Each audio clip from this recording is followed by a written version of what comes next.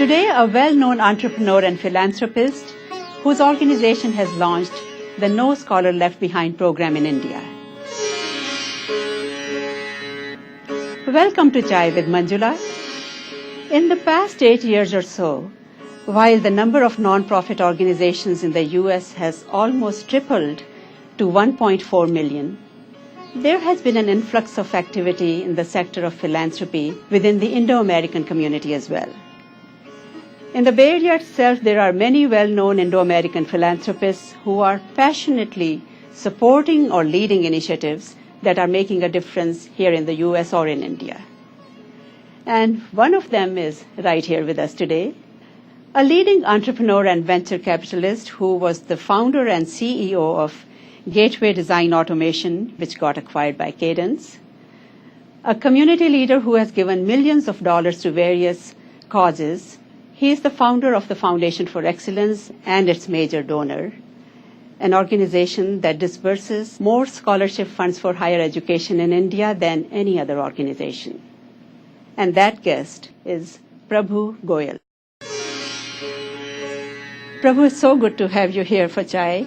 We invite people who are giving back and making a difference, and you certainly have been giving very generously. So today we would like to talk about or learn about the causes that you fund, your own organization, Foundation for Excellence, and your approach to philanthropy. Thank you, Manjula. It would be a pleasure to tell you about what we're doing. Okay, but before we do that, I would like to know a little bit about you. Where in India are you from, and where did you go to school in India? Manjula, I was born in Meerut, which is in Uttar Pradesh, and went to school at IIT Kanpur for my undergraduate education. Okay. And subsequently, I went for graduate studies to Carnegie Mellon in Pittsburgh.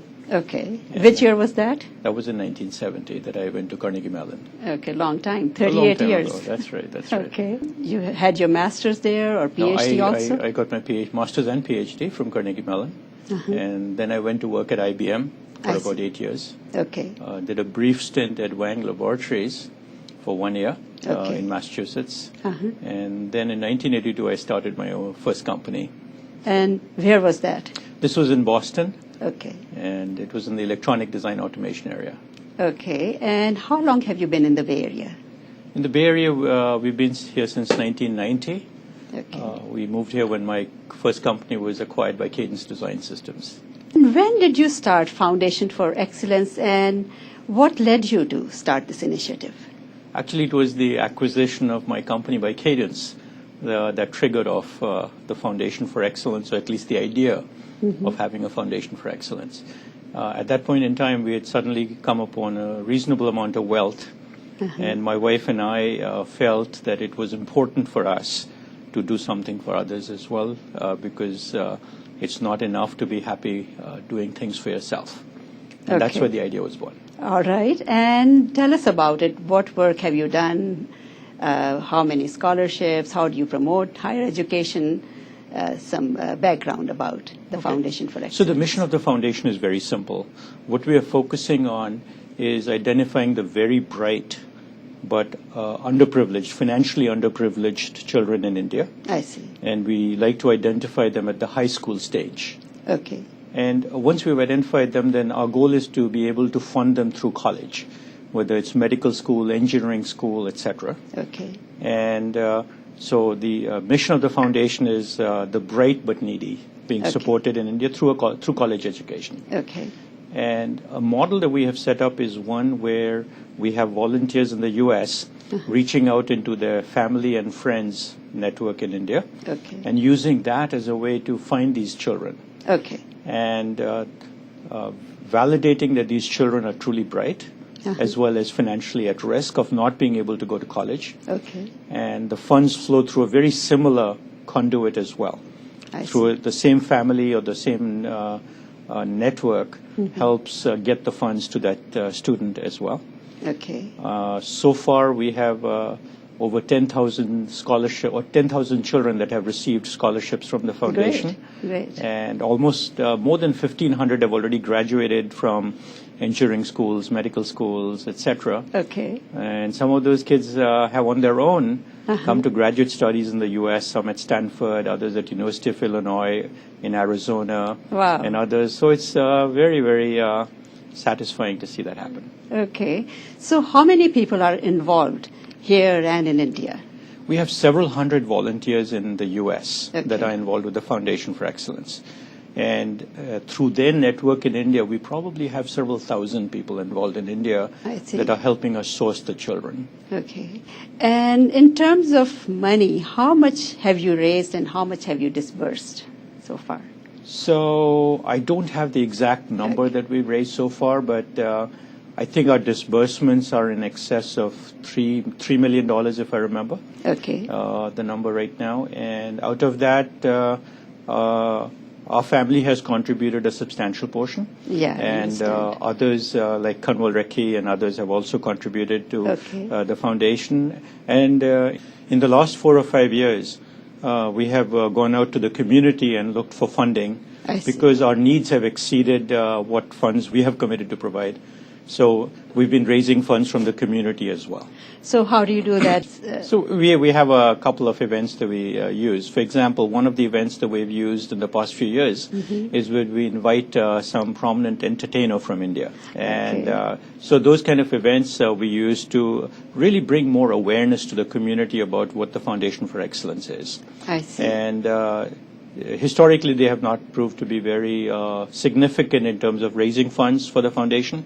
It's more of a direct campaign that is more effective for us, where we call people who might have an interest in this cause I see. and ask them to associate themselves with the foundation, or for them to recognize that what the foundation is doing is providing infrastructure, and their funds can be directed at the geographical area that they care about, Okay. or to the college that they care about, etc. And we become more of a, shall we say, lossless conduit. In other words, every single dollar that they contribute ends up going to the targeted student or area. Very good. And that's the mechanism that we've used. And are these scholars all over India or are they in certain parts of India? Can you tell us that? These scholars are practically all over India. All over India in Yes. all different states. Yeah, the distribution may not be ideal in Right. terms of an equitable distribution. We have seen that a lot of students are funded from regions like Tamil Nadu, Karnataka, Andhra, Maharashtra, Gujarat. Okay. But that reflects the enthusiasm of the volunteers here in the U.S. Because it's where these volunteers are from that ultimately where you find the students, right? It's Right, their right. family and friends after all that are sourcing the students. So it depends upon where the volunteers come from. We have not seen as many volunteers from the state of Uttar Pradesh or Bihar as I we see. have seen from the states that I mentioned to you already. Okay. And that is why a lot of our students are from those states. Yeah, and I've heard that a couple of them are here in the Bay Area working for some high-tech companies. Yes, absolutely. And in fact, one of them I know is working at Infosys as a project Right. manager. This happens to be a girl student of FFE. Great. And you would be amazed. She herself is contributing money unsolicited to the foundation to the tune of $2,000 a year. A young person Great who model. is so impressive. Yeah, so are there any other students too who are donating or giving back to Foundation for Excellence? Yes, there are. And I think that's very, very satisfying and gratifying to see that happen. These Right. children, in all cases, have not been solicited for money. Right, And right, the right. amount of charity that they do is a lot more than many of us have done in the past. So that's a good culture also that you are cultivating there of giving back. That's very, very nice. And I know it's based here. You are the prime force behind it. Do you have any other chapters also within the U.S. or outside of the U.S.? We do not have any significant chapters in the U.S. other than I in see. the Bay Area. But in India, we have a chapter in Bangalore, Okay. which is mirroring Silicon Valley. Okay. And we have an office in Mumbai at present that does administrative work for the foundation. Right. So you do have a little bit of staff here and there to manage. Yes, we have some full-time staff here in the Bay Area, I see. 3 people, as well as full-time staff in Mumbai, because the Okay. volume of applications that we deal with, we could not handle otherwise. Okay. So how does the process work? People in India, they identify students and they send you applications and you screen them here. How does that work? Yeah, If no, somebody I'm- out there is hearing us right now and they have someone in mind that somebody could use your help, Sure. how could they go through the process? So the first thing is that they should go to our website. It's ffe.org. FFE.org. Correct. Okay. So in there, they can identify where applications can be sent to, who the contact points are. I see. And basically, the way the process works is that we like to have somebody in India who has personal contact with the student to sponsor him. Okay. And that person who's the intermediary, we would like them to have a counterpart in the U.S., who therefore provides the linkage, because we have no way of otherwise validating the integrity of the data that we're getting. I see. So we absolutely require a U.S. presence. Okay. Some volunteer from the U.S. must vouch for the party in India that is then sourcing the students. Okay. So as long as that link gets established, then there's no problem in getting the data from the student and processing it. So the student gets the paperwork. The facilitator in India is the individual who helps find the student and gathers data, both academic and economic data on the student, sends the paperwork into a Mumbai office. They screen it originally to make sure it's complete. Okay. Then the data gets sent over to the U.S. There's a committee in the U.S. that screens that paperwork. I see. And based on our criteria that the student must be bright and financially needy, they have some metrics that they use for that. Okay. And they either decide that they fit or don't fit. Okay. What is the metrics, just generally speaking? Yeah, we would like the student to be in the top 15% of his class. Okay. At the high school intermediate science level or high secondary level. Okay. And they should be sufficient financial risk that they would drop out of college or would not go to college. Okay. So in some cases, we take students that are in college already, and they may have had some unfortunate event happen in their family. Some cases, we've had situations where the father passed away while the child was at college and there was no source of money. So we picked up students like that as well. Okay. A lot of our students end up coming from the high school, higher secondary, intermediate level, going into college. Okay. So great work. And I believe you have a video clip for us also that we would like to see right now. And I have a lot to talk about. So when we come back, we'll carry on. Certainly. I look forward to that.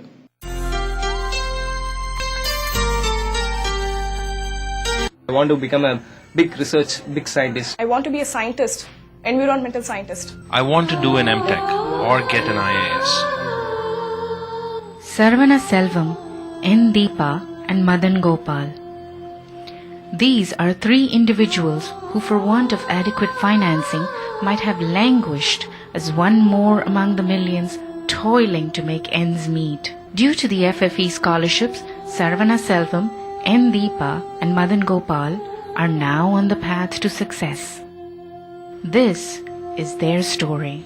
My name is Saravana Selvan, S. Saravana Selvan. I am doing third year EEE, Electricals and Electronics Engineering in Crescent Engineering College, Mandalu. In a crowded street, bustling with people, scooters and autos, Sarvana Selvam walks to his father's barber shop.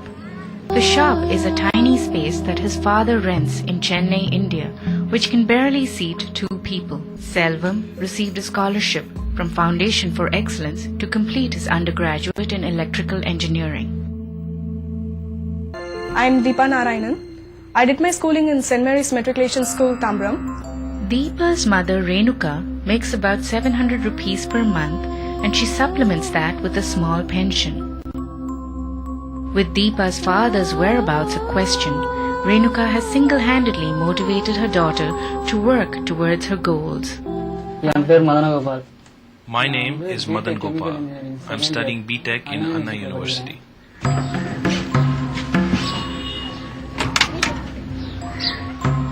Auto driver Patita Pavanam is scouring the Chennai streets looking for a passenger. When asked about his sons, he admits his dreams for them are to become famous and excel in their lives. If we try and make an effort, people like me can educate our children. Anyone can study and achieve if they can lift themselves above societal expectations. Through my children and FFE, I have understood that self-confidence is most important. How can you participate? Volunteer for FFE. It's just a few hours every month. Give back to the community. Donating a small amount can go a long way. Adopt a scholar.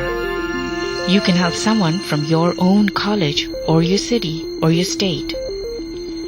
Your high school child can sponsor a buddy and keep in touch with the scholar.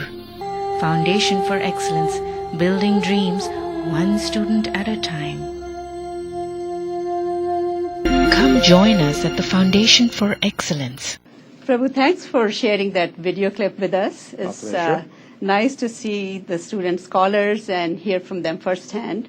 And you must feel very proud and happy about it. I think it's an amazing feeling, and it actually sends a chill down your spine when you see when you hear some of the stories that these students have to tell about how they made it through. So very satisfying. Now, this is the organization that you started, but there are so many others that you fund or support actively. Can you tell us about that? Which other organizations or causes?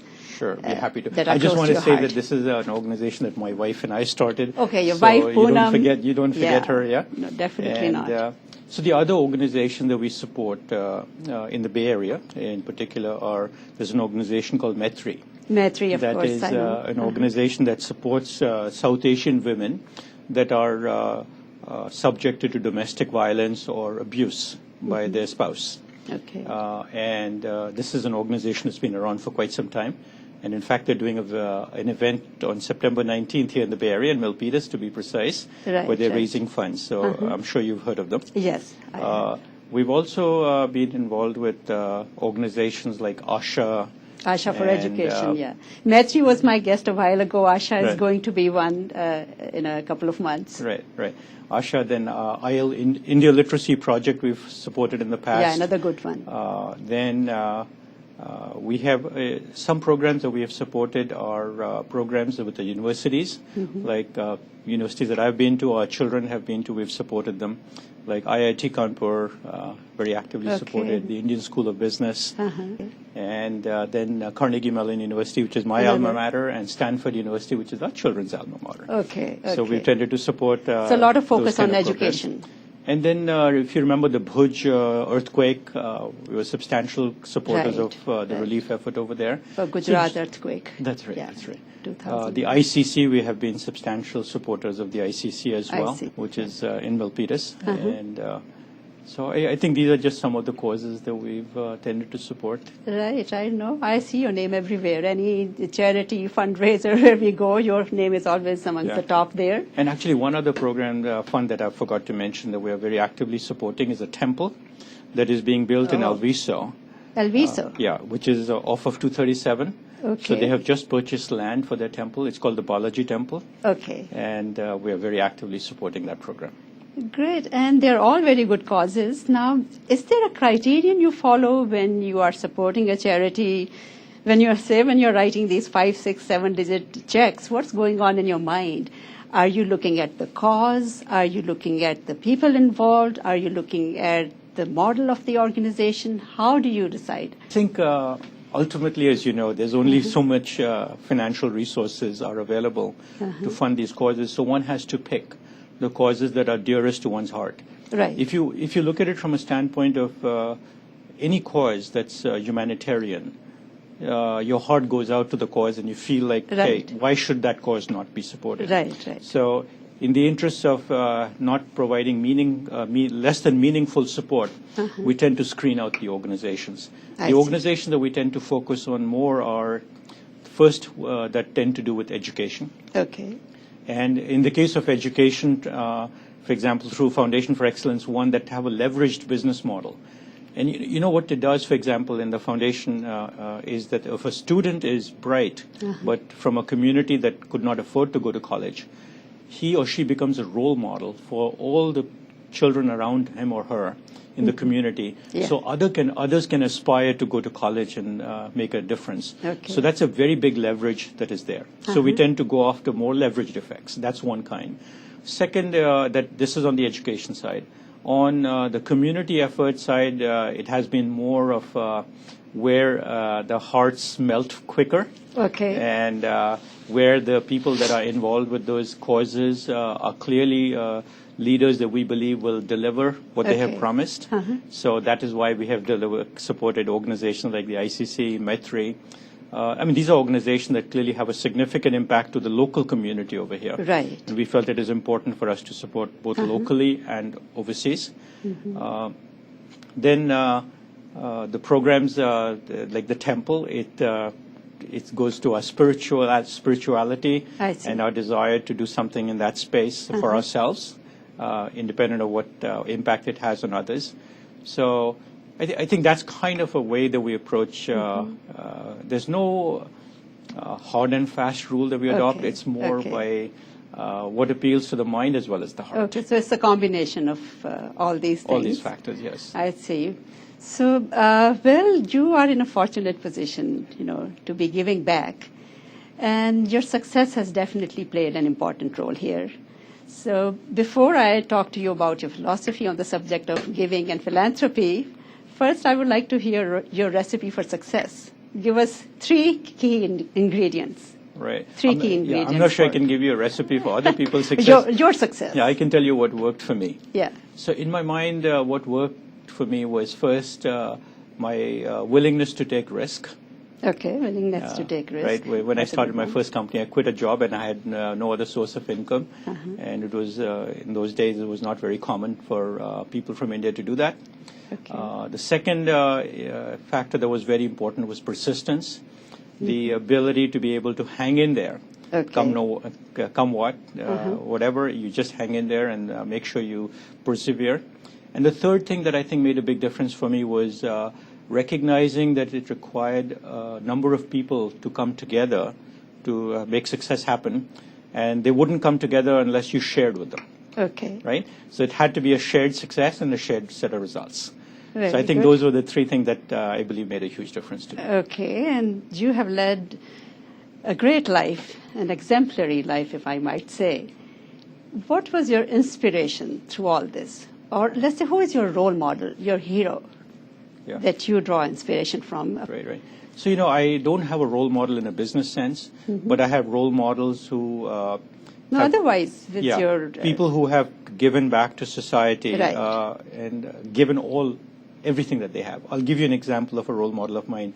I don't know if you've heard of Mihir Shah, associated with an organization called Samaj Pragati Sahyog. That happens to be another organization that we support. I see. And he's basically taken up this cause of helping the tribals by creating an economic ecosystem around water preservation. I see. In Madhya Pradesh and teaching others in India. So he's a person who's given up his entire life for the cause of the society and for the underprivileged. Okay. I think that to me is an example of somebody who's a role model. I think the Jaipur foot doctor is an example of a role model, somebody that has okay. given, that he could have made a lot of money with it, Right. but he chose not to make money with it. I think the founder of the Shankara Eye Foundation Right, would be a role right. model. Yeah. The founder of Pratham would be a role model to me. Okay. But my role models are more in this on the side of people who give back. Okay. I don't have very many role models that I can talk to in the business side. All right. No, this is what I needed to hear about this Yeah. side. Now, even the most successful of people have some challenges. Most of them they overcome. But what is one challenge that you have not been able to overcome in your life? Or how would you say, fill in this blank, I wish I could? I think there are lots of wishes that we have that we could do. I think I would like the Foundation for Excellence to be able to magically get up to 100,000 students. When we originally started, our goal was only 10,000 students. And I've heard that you have launched this program, No Scholar Left Behind, and the Right. goal is that by the year 2025, you want to be able to fund every scholar in India, who is bright but underprivileged. Can you tell us a little bit about that? Yeah, it is very distressing when you find a student that's very bright and does not end up going to college. Right. And they say in the black community, they say it's a terrible thing to waste a mind. I think it's criminal to waste a bright mind. Right. How many students are we talking about by the year 2025 if your wish comes true? If my wish comes true, I would like to see at least 500,000 students. 500,000. Yeah. And then for them to have a Great. leverage impact on society around them. Okay, so you have touched so many lives and given back, in so many different ways. Now, my next question to you, or the last question, is to do with spirituality here. And I love to turn to Maya Angelou's words that giving liberates the soul of the giver. What has your philanthropy done for your soul? How has it enriched you? Tell us about that. And what's your message to our viewers? Sure. I think first of all, I'm not able to give spiritual messages. I can only tell you why In this context. Yeah, why I have chosen to do what I did. I strongly believe that there's much more happiness and joy in giving than there is in consuming. Okay? And every time that we have given, we have experienced that. And that is what drives our ability to give and our motivation to give. And what we have seen is that if you look at it from the standpoint of your personal spiritual growth, then everything that we have learned through our scriptures and through philosophy and so on tells us that the karmas that you get from giving away are worth a lot more than any other satisfaction that you get derived from what we call this temporal universe. I see. I also have a belief that what we have in this world is really very temporary. I mean, it's not a belief. We all know that it's very temporary. Right. After all, it goes away when we pass away from this world. So it's not how much we accumulate in this life that matters. I think what matters is how much we do with what we had accumulated. And what stays behind at the end of when you have passed away is wasted money. What you have used and consumed for productive purposes, and the most productive purposes where you can do something for somebody else, is really what matters in the end. So that is my spiritual belief. All right, great. With those beautiful words and inspiring thoughts, we finish our chai here. Prabhu, I thank you so much for coming by and really appreciate it. And I wish you all the best and continued success with your endeavors. Thank you, Manjula. Pleasure to tell you about what we're doing. In case you joined us late, our guest today was Prabhu Goel, a well-known entrepreneur and leader of the Indo-American community who actively supports various causes here in the U.S. and in India. He is the founder of the Foundation for Excellence, an organization that is transforming the lives of thousands of bright but underprivileged students in India. With the launch of the No Scholar Left Behind program, they hope to fund higher education of all such students in the country by the year 2025. You may look them up at ffe.org, and you may watch this show at our website, chaivithmanjula.org. I thank you all for joining us. We'll be back again with another inspiring story about giving and people making a difference.